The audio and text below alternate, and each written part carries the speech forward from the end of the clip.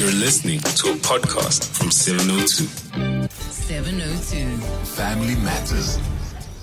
I want us to have a conversation on our Family Matters feature this morning about blended families, but specifically what happens to the kids when a blended family splits.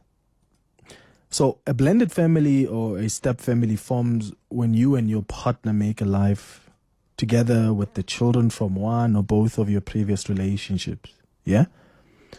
So we are focusing on how the end of that blended family affects children. Many remarriages create blended families. The children involved are thrust into a world of steps, whether it's stepmothers, stepfathers, step siblings, step grandparents. So when that marriage or relationship ends, it doesn't only affect you as partners, it affects the children that have been brought into this union. In some instances, the children that the two of you have had together have their stepbrothers, their stepsisters, growing up with them. So they form a strong bond. And then what happens when you guys split? What happens to your children that you brought in? What happens to your partner's children that came with them? Should they continue living as siblings even though their parents are no longer together? Yeah? Sometimes it's stepchildren that have depended on you for so long. Right? Yes, they are not your flesh and blood. You have no legal obligations to them after the split, but you cared for them. What do you do? And I know sometimes the kids themselves take sides.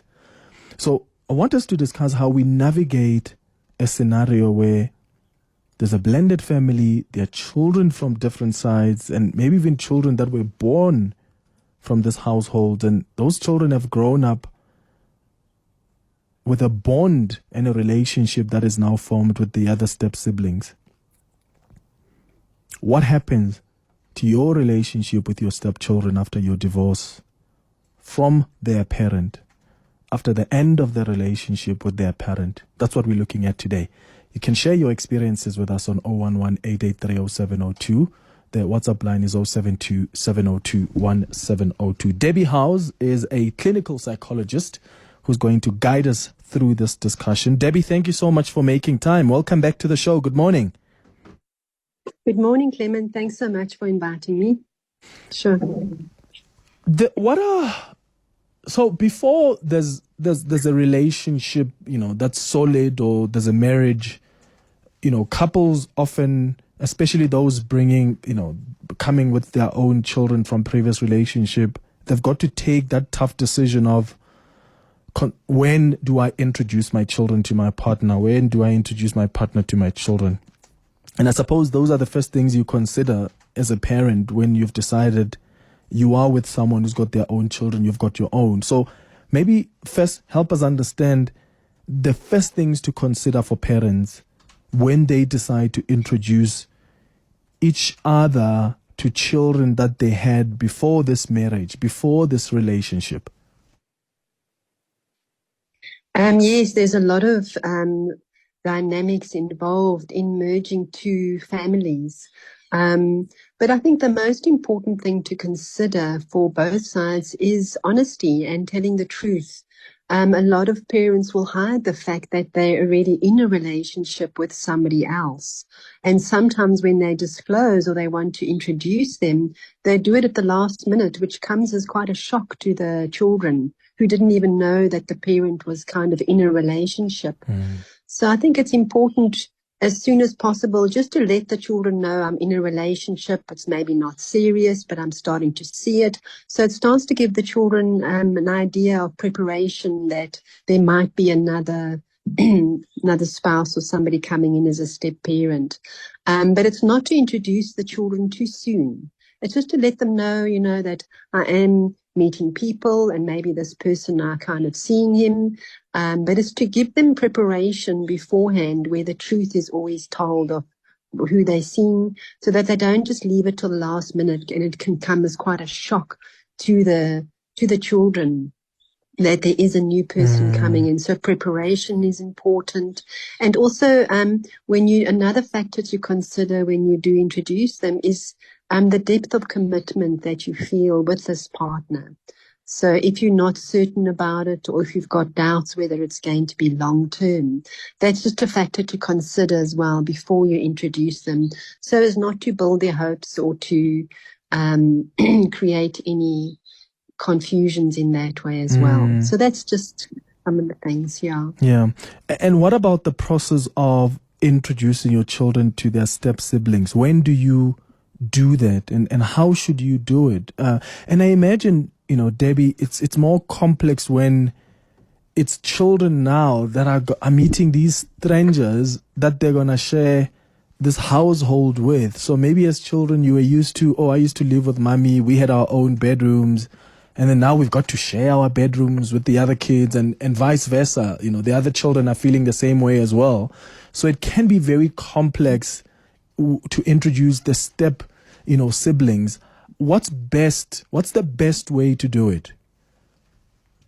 I think it's linked to also the preparation. So if you are feeling like it's getting serious, and then you've told the children, I am in this relationship and there are others, he does have children or she does have children, then it's to maybe start to, once you feel there could be a long-term commitment, then it's to start maybe preparing them by letting them meet each other, for the first time, maybe going out somewhere, and just make it a place where there's something that they can be interacting, so that they can start to get to know each other.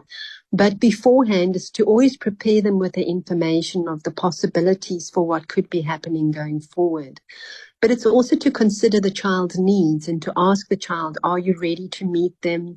Would you like to let me know when is a suitable time for you? Because often parents don't take into consideration the timing and the needs of the children. So it's to also ask the children, how do you feel about that? Let me know when you're ready to meet them, so that you allow them to be included in the decision-making process, because that just makes them feel valuable and that they are considered and valued. And it depends on the age of the child. If the children are very young, it's good to let them know that the possibility is that these children might be coming to live with us. But the important thing is to let the child know, especially if they're younger, that it's not going to change the way you feel about them, and that they still are loved and important, and that you'll always be their parent, but that somebody else will be coming in, just to reassure them that somebody else is not going to be more important than them. Because that's a big fear of a child, is somebody else is going to take away that love and support that I have from my original biological parent. So to reassure them and to allow them to help them. Yeah. So once all of that is done, and we are a big, happy, blended family, and then God forbid there's a divorce or the relationship comes to an end, how does that affect the children, or even the relationship between the step siblings themselves, who have grown to love and treat each other as, imagine, let's say, biological, siblings? I mean, some divorces are so hard, and they take a lot of emotional toll, that even as, a stepmother, you are barred from communicating with your stepchildren, or as a stepfather, you are now barred from communicating with these kids that you took as your own. So take us through the impact of the end of this union once you are a blended family, particularly on the children themselves, who've grown up now treating each other as siblings, and now, mommy and daddy are going separate ways, and what do we do? And am I still your sibling? It's got a lot of factors and can be quite traumatic. But it's important to mention that it's not only to make an assumption that they have bonded. Sometimes there's a lot of resentment and anger where the child doesn't like the step parent. So sometimes it can actually bring a relief where there's a lot of conflict, where the children couldn't bond with the step parents or the siblings. So there could have been a lot of conflict. So it does happen on both sides. Sometimes it's a relief where those dynamics are leaving. But in the case where they do bond and they do form substantial, solid relationships, it brings up the same themes of separation anxiety, which most people have to encounter at some stage. So for me, whenever there's a separation or where there's loss of somebody that's close to you or loves you, it's an inevitable aspect of life, but it always is there to teach the individual how to really find their own self, to find that inner source of their own identity that helps them to break codependent cycles where the key to their love and support is outside of them. So separation is always there's an opportunity to grow within, to become whole. But a child will often copy the patterns of the parents. And if the parents have got emotional problems relative to codependent patterns, where they can't function alone as an entity, they need somebody else to define their sense of value, then the child will pick up that and copy that. So the onus is on the parents also to become more emotionally balanced and to work on their own selves, because the way the parent deals with separation will be a primary factor in teaching the children how to deal with that as well. But it's always an opportunity for growth. Yeah. On all levels. Yeah. Let's take some inputs and some questions from some of our listeners who are also sharing their experiences. 072 702 1702. That's where you can send your WhatsApp voice notes or text. Your calls on 011 883 0702. Have you ever been part of a blended family and perhaps you grew up with your step siblings? What happened when mommy and daddy decided to go their separate ways? Did you continue that relationship? And I want to hear from the parents themselves. As a stepmom, as a stepdad, did you have to stop communication with your stepchildren, or was that allowed to continue? How did that separation affect your relationship? Abel, you're calling us from Kroonstad. Good morning. Good morning. How are you? I'm all right, man. What do you want to say?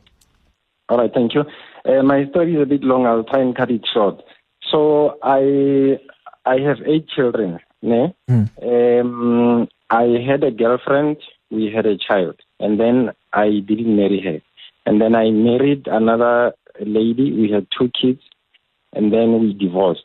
After divorce, so I've got 3 children from 2 moms. Then I married another woman who had 4 kids and was divorced. So it's 7. So it was 7 children and the 2 of us, and we had a nanny. You can imagine how full the house was. And my wife passed on. After passing on, I am now living with a partner who also had a child, and that's number 8. So you can imagine where we are going. But the relationship is so close. Yeah. Like we even have a WhatsApp group, you know. We even have a WhatsApp group where we are talking in the WhatsApp group. Wow. But yeah, it's just such it's a blessing. I just feel so blessed why this, you know, all of these children are behaving like that. And how's their relationship, Abel? Your own, I mean, your biological children and the children from your wife who is now late, and condolences, man. How's their relationship? Are they treating themselves to each other as like, you know, we're all siblings, we're happy, we get along, and or was there a change in their relationship as soon as, you know, the others, their mom passed on? Clement, it's so unbelievable, and hence I'm saying I see the hand of God. It is so unbelievable. It's like those kids, they love it. Like now, I'm not staying with them, so I'm staying with my partner. But at a point where we used to live together, they are so connected and they love each other. Even in the WhatsApp group, it's like there's just so much love, man. I don't know how to explain it. Hence I'm saying there's just the hand of God. It's so unbelievable. No, Abel. I myself can't even believe it. Yeah, look, I'm glad that's a wonderful experience for you. Thank you so much for calling Abel in Kroonstad, sharing his own experience. Debbie, there are instances where there are these success stories in blended families, right? As long as you've got, you know, I suppose parents who are mature enough and they think about the interest of the children and not just focus on, you know, whatever has led to them separating or having issues with their partners. Yes, it also brings up another theme that's important to look at as well, is sometimes when, for example, with the loss of a biological mom, as in his case of death. And sometimes when a parent is lost or separated or divorced, then sometimes the child will turn to the siblings to be their parent. And they will look to each other as siblings to form that bond of parent. And normally one of the siblings will adopt that role of being a parent for the other kids. But sometimes that can place a burden on the older kids that become the surrogate parent role. And later stage, it can cause problems for them where they'll always feel that that is their value in life. And sometimes later in life, they'll attract relationships where they'll always feel they have to mother them or father them to the detriment of their own needs being met. So in the long term, it's always good to look at those dynamics of parent-child, adult-child role reversal, where the child learns to become the adult too soon, because it can have emotional repercussions at a later stage. So it's something to be aware of. Yeah. A message from Anonymous says, "Hi Clement, I was once part of a blended family, and let's just say it was interesting. We were basically two camps living under one roof with different family values because the parents had a different philosophy of raising kids. So my parent raised us as they saw fit, and so did the other. That's already grounds for a very shaky foundation. When it all ended many years later, no matter how many years you have all been coexisting, blood is always thicker than water." Ooh, and that's a good point, Debbie, because, and I said earlier, sometimes the kids themselves take sides, and then suppose the natural, most obvious ways is, you know, if you came in with your dad or you came in with your mom, you are somehow going to side with them. Not always, but mostly that's probably what you're going to see. And this listener says, no matter how long you've coexisted with those step siblings, and you had that stepmom, that stepdad, at the end of the day, blood is always thicker than water. Yes, that is true. So it does have a lot more impact because the child is bonded normally from early childhood with those patterns. But sometimes it's also a good thing to have different styles of parenting in families, because it just gives the child that ability to see things from both sides, and then often it helps them to choose from their inside what works for them better. But at the end, often they do return to the biological parents because it's a form of survival where they feel that's where their safety and their source of love is, if it is there. Mm-hmm. Yeah. So should parents sit the kids down and explain, and I know it's going to take a lot of work, a lot of emotional strength, a lot of maturity, especially where there's betrayal involved, where your partner has betrayed you. It can really be difficult to sit down with the same person and say, let's do this, for the benefit of the kids, and explain to the kids that we've decided to go our separate ways, but you guys can still maintain this bond that you have. Is it best to do that when you've gotten to a point where separation is being considered, or is a decision that's been taken? Talk to the kids or send them to therapy, and should it be group therapy, individual? How should parents navigate a scenario where they've decided they want to go separate ways, but they would like the children to stay as siblings and have a relationship? It's a good point, because first of all, the most important thing is that the parent needs to be balanced and stable in their own way of dealing with the separation or the betrayal. Because if the parent is operating still on the emotional level of a wounded child in themselves, which often parents are, then what tends to happen is the parent starts to poison the child against their spouse, and they start to put the child in the middle.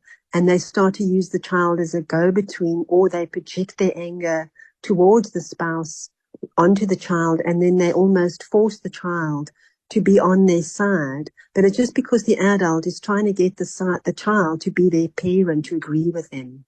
So it's important that the parent go for counseling to balance that, so that they don't project their anger or their needs onto the child and expect the child to be their strong one, or the adult, or the mediator.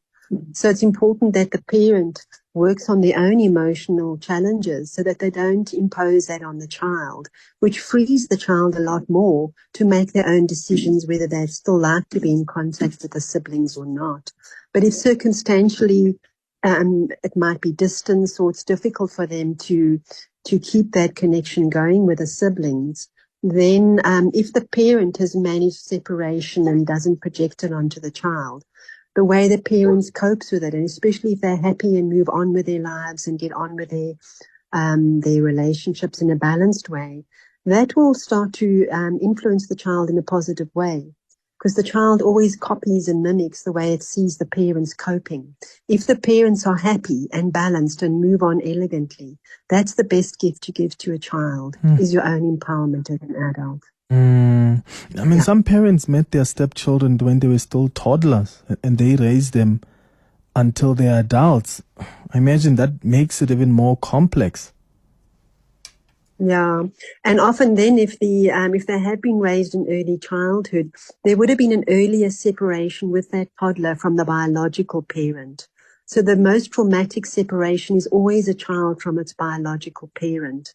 And then if it bonds with a step-parent, when the step-parent circumstantially is forced to leave or leaves, it triggers off the early separation anxiety that it first experienced with the biological mother or father. So it's just an added layer on to that initial separation trauma that they're dealing with from their biological parent. But as I said before, it's often an opportunity for that individual to grow and to start stepping into their own self-love and being able to be their own mother and father eventually. So these are all steps and aspects that do happen with that. Yeah. Debbie House is a clinical psychologist guiding us through this important conversation on our Family Matters feature this morning, where we are looking at blended families, but with a specific focus on children and what happens to the kids when a blended family splits. And maybe you were part of a blended family. How did you navigate that with your siblings? Yeah? And if you were a stepmom, maybe you were a stepdad, when the relationship ended, did you continue the relationship with your stepkid, your stepkids? And did you prepare your children for divorce or for that kind of separation? I'm interested in your experiences, your inputs on 011-883-0702. Also call us on 07270217. 702. Family Matters. It's 25 minutes before 12 o'clock. I'm going to your calls on 011-883-0702. The WhatsApp line 072-702-1702. What's your experience with blended families? We are talking about blended families, but with the specific focus on children and what happens to them when a blended family splits. Have you been in that situation before as a sibling where you've got step siblings, your parents decide to go their separate ways and you are stuck in confusion and you don't know, do I continue the relationship with, my sibling or not? Or as a step parent or as a step dad or a step mom, after the separation, did you continue your relationship with your stepchildren? You can give me a call or send me a WhatsApp voice note. Debbie House is a clinical psychologist guiding us through this discussion. If you've got some questions about how to navigate these issues, you're welcome to also reach out. Lerato, you're calling us from Pretoria. Good morning. Hi, Clement. Thank you for taking my call. Sure, it's a beautiful topic, very close to home. So my situation is I had a child just at varsity and I married another person, divorced, and then my child was introduced into this new family. Then I divorced my partner, went on with life with my daughter, and that she experienced that anxiety, separation anxiety from her biological father and now from the stepfather. And later in my life, I met a partner. I had another child who's now like 2 years old. The difference between them and my child is 18. So I have an 18-year child and a 2-year child, and I've met a partner who's got his own children who were also separated from their mother. So, when you said the topic, I actually sat in the car, I'm at work, I'm like, this is so close to home. And so what we decided with my current partner is, before we even go into marriage, let's do counseling, get help so that we don't actually suffer the same things and have to put children through all this. It's hard enough for us as adults, and I don't want to subject, especially my eldest child, to this, because already he's been separated from her father, from the stepfather, and now I am looking at the possibility of sharing my life with another person. One of the issues we've discussed with my current partner is, so if we were to bring all of us together, my children will not be comfortable staying in your house where you've raised your children and it's been their home. And you, because you are a man, you cannot necessarily come and stay with me and my children in my home where it's their comfort zone. And so it means we may have to now buy a new home where all, 6 of us are going to come together. So it's thank you so much for bringing this and for bringing this and helping us just to say how best to navigate those challenges and more so protect the most vulnerable, which are the children. Yeah. And so, yes, I asked Sia if we could get the details of Debbie. Maybe she can also help us with, just that counseling, how to navigate and mostly prepare, because once it's done, it's done. Like I'm saying already, I'm having a teenager dealing with separate anxiety from the biological father and the stepfather. They had a relationship of some kind, although she got to know that the second guy is not her dad, but we had actually changed her surname to my previous husband. So it's also culturally from where we come from. It's a mess, Clement, because you may have to cleanse the family, the children's surnames, and all those things. So Lerato, is your ex-husband now still in touch with your daughter, though? If you're saying they were close, what happens? Are they still in touch? Somewhat. So on her birthday, he would call and say, happy birthday, Nana. But they never really had because that marriage was also very short-lived. Okay. So I married him when she was 3 and I left when she was 7. Okay. And so she kind of grew up knowing, Kiki, Papa, Ole, but not really having a very tight relationship. But as she grew, we were on his medical aid. He kept on taking care of us for a while or supporting her in that particular way for a while. So, yes, but I think psychologically, maybe a child had looked up to this person subconsciously to be their parent, and when it didn't happen, luckily for me and her, we were close. So she would say, Mama, you are my everything, you are my mom and you are my dad. And the dad, when she became 16, she wanted to have a relationship with her biological dad, and he wasn't there.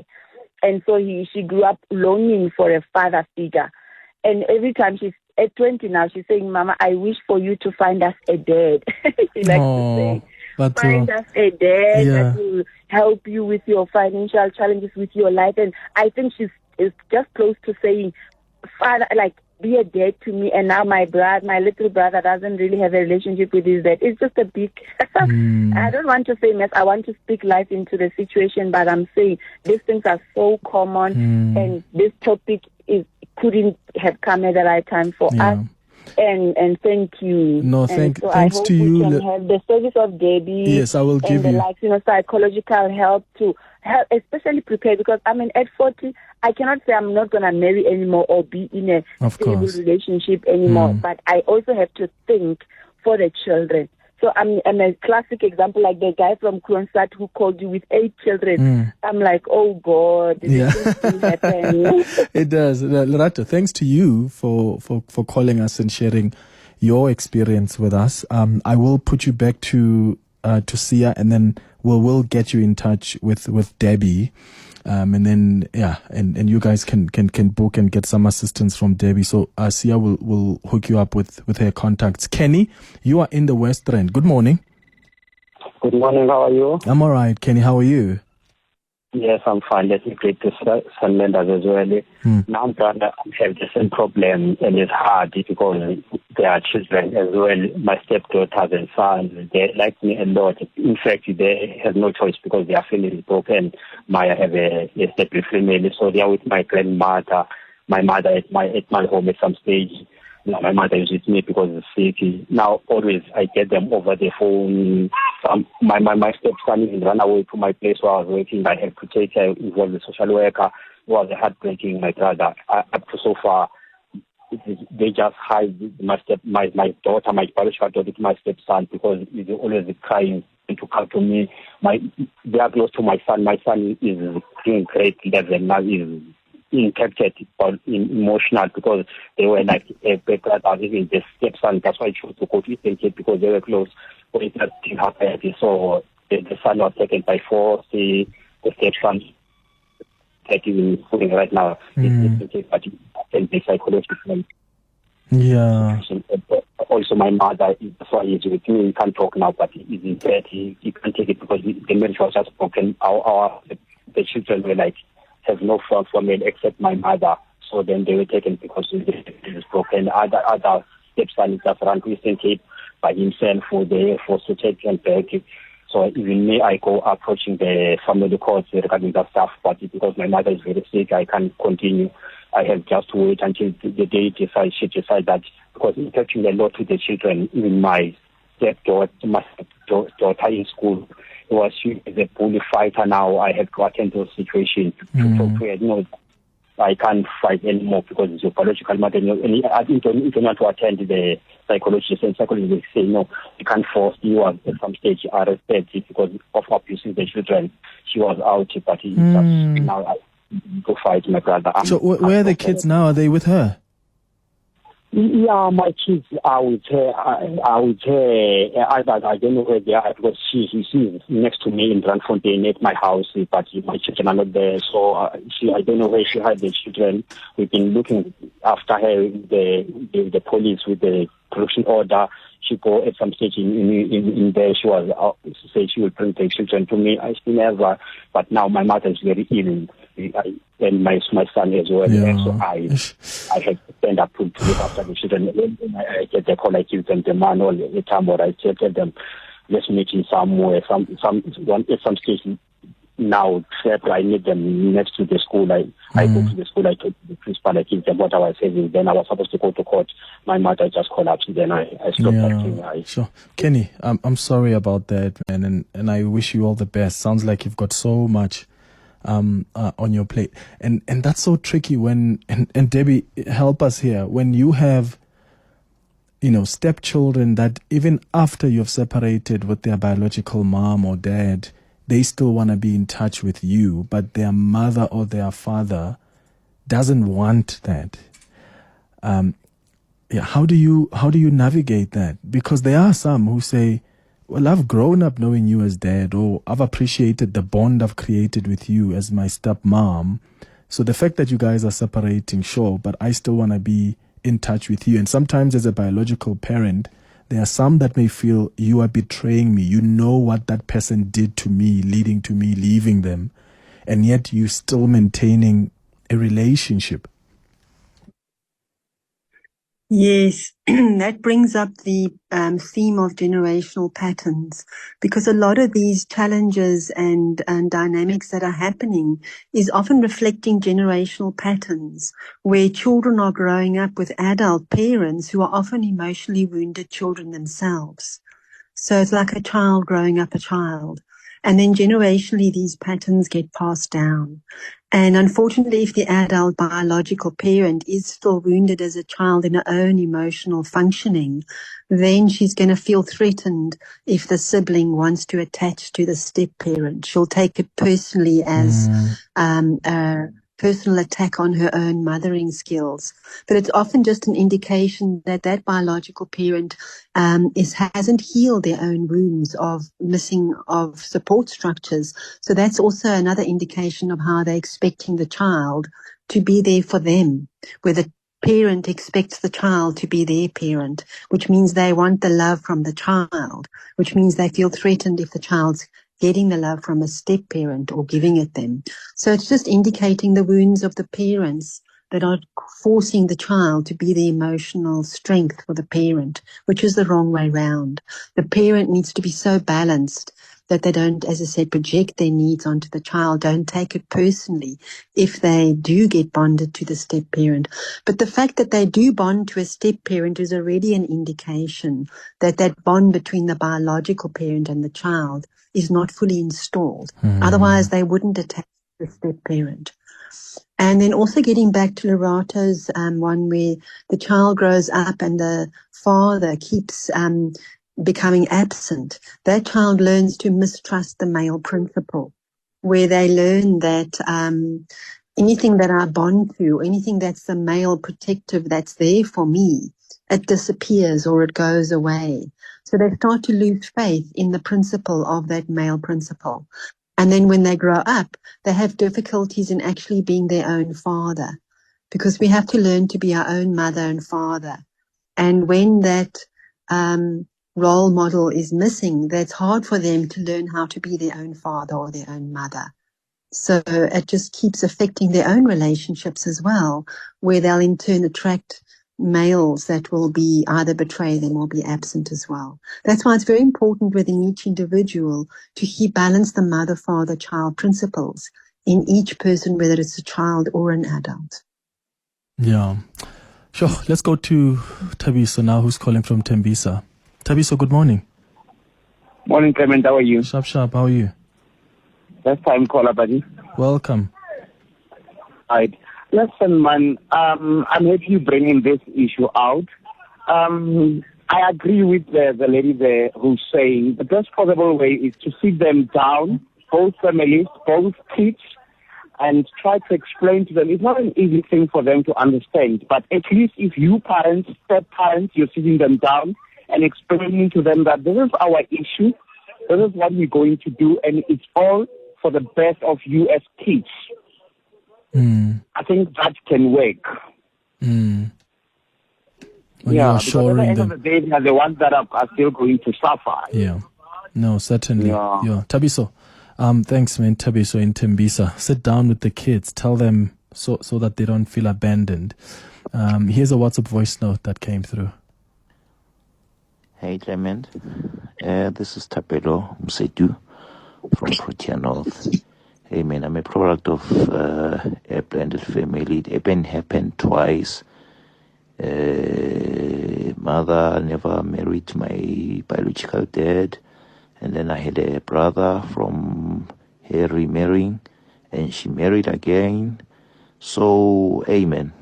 After the whole divorces and stuff twice, me and my step brothers, people took sides. So now everyone is living in isolation, and the parents are poisoning the children in both ways. So I need to start afresh because of now I don't have any relationship with my family. Even my mother and my brother, it's all toxic.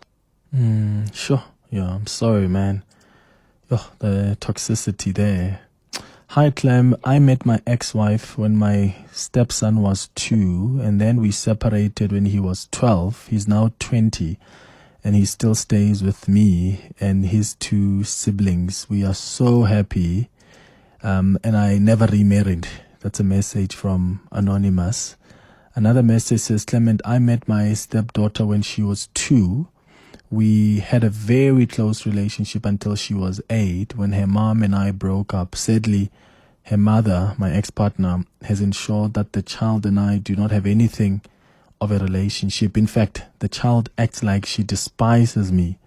She cannot call me anything, not even dad, ntate, or even mister. As far as I'm concerned, the moral of the story is do not get too close to other people's children. That's a message from Anonymous. Debbie, that's not always the answer too, right? I mean, if you are not going to, you're going to restrict yourself from loving your stepchildren, from getting closer to them, at some point it's going to be obvious that you are not treating them as your own, and you are guarding yourself against being too close, and that's going to have an impact on how they experience you, how you experience them, and ultimately, it's going to define the relationship you have with their biological parent. Yes, and it never really is the same with somebody that's not a biological parent.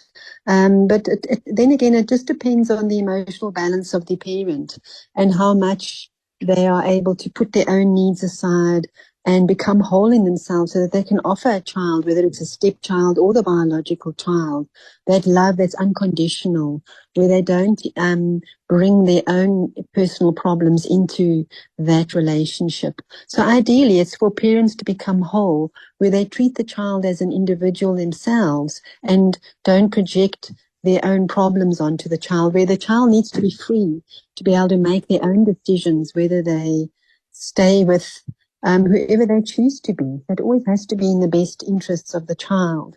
But unfortunately, it doesn't really happen that way. And as a child, we get imprinted with a lot of these patterns in early childhood. So the child will copy the survival coping mechanisms of parents. And then they just buy into that and continue those often toxic patterns. But the aim is for each person to recognize those and heal them within ourselves.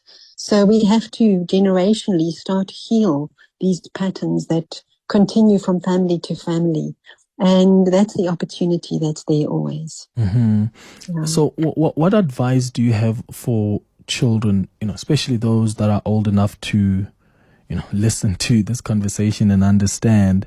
What advice do you have for them, when it comes to, their parents separating, whether it's their biological and their stepdad or stepmom separating? You spoke earlier about how perhaps, children can avoid taking sides, but parents, you don't want to talk bad about the other person because you want to somehow define the kind of relationship your children have with their stepdad or their stepmom, but you also want to allow the kids themselves to process this divorce or this separation and appreciate it, just acknowledge how they feel. So for children listening to us whose parents are divorcing or they've divorced, how would you advise them to deal with that?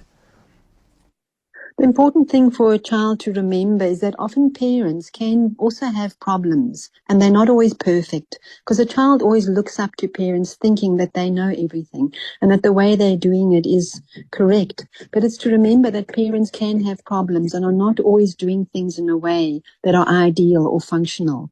So as a child, it's also to remember that if the parent does try and pull you to their side or poison you against the other one, it's important that the child has the courage to be able to stand up and say, no, don't. I'd like to make my own decisions about how I feel about the person.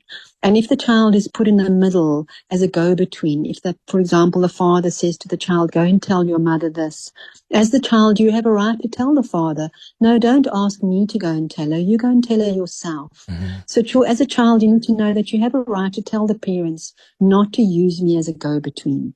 You can say to the parents, don't ask me to do that, go and talk to each other yourselves, because I'm just the child. It's nothing to do with me.